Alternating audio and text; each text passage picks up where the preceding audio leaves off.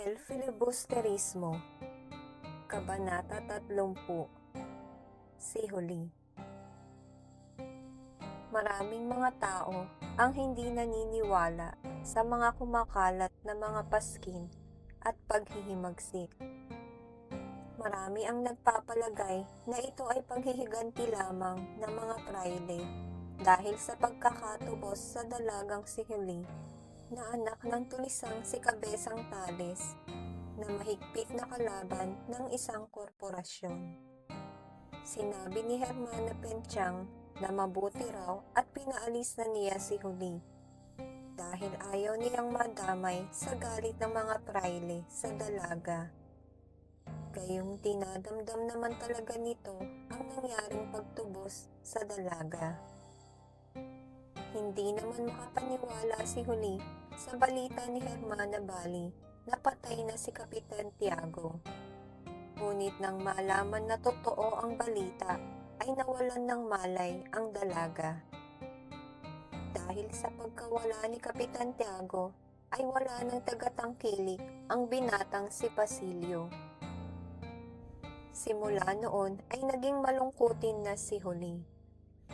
Pinalak nitong wakasan na ang kanyang buhay, ngunit hindi natuloy dahil sa takot na sa impyerno siya mapunta. Ang mga kamag-anak ni Basilio ay nagbigay ng abuloy upang mailigtas ang binata, ngunit hindi pa rin ito naging sapat. Kung kaya't nag-isip si Hermana Bali ng iba pang kaparaanan. Nagtungo at sumangguni sila sa tagasulat ng bayan, ngunit naipayo lamang nito na lumapit sila sa hukom. Ipinayo naman ng hukom na sandain ang pari na si Padre Camora. Nag-aalinlangan naman si Huli dahil minsan na itong lumapit sa praile noong nangangailangan ang kanyang mga magulang. Kung siya ngayon ay lalapit sa praile nang dahil kay Basilio, tiyak na marami ang huhusga sa kanya. Tiniis na lamang ni Huli ang sisi ng mga kamag-anak na hindi nakakaalam ng nangyari sa kanila ni Padre Camora. Kinagabihan ng araw na iyon ay bahagyang nakatulog si Huli. Subalit siya ay pagising-gising dahil sa masasamang panaginip. Nang mga sandaling iyon ay naiisip niya na kung hindi lamang sana gabi at madilim sa labas, ay nagtungo na ito sa kumbento.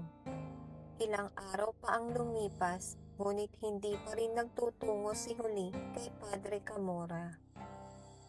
Isang araw ay nakarating sa dalaga ang balita na si Basilio na lamang ang nabibilanggo. Kaya naman hindi na ito nag-atubiling puntahan si Hermana Bali upang magpasama sa kumbento. Nang makarating na sila sa pinto ng kumbento, ay ayaw nang pumasok ni Huli. Kinakailangan pa siyang itulak at batakin ng Hermana. Kinagabihan ay isang masamang balita ang kumalat. Isang dalaga ang tumalon mula sa itaas na bintana ng kumbento. Kasabay noon ang paglabas ng isang matandang babae na nagsisisigaw na parang isang baliw. Nang makarating kay Tandang Selo ang balita, ay galit na pumunta ito sa kumbento. Ngunit ito ay pinagtabuyan lamang roon sa pamamagitan ng mga palo at tulak.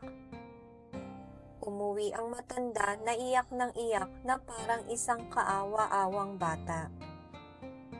Kinabukasan ay naglaho si Tandang Selo, bit-bit ang kanyang gamit sa pangangaso.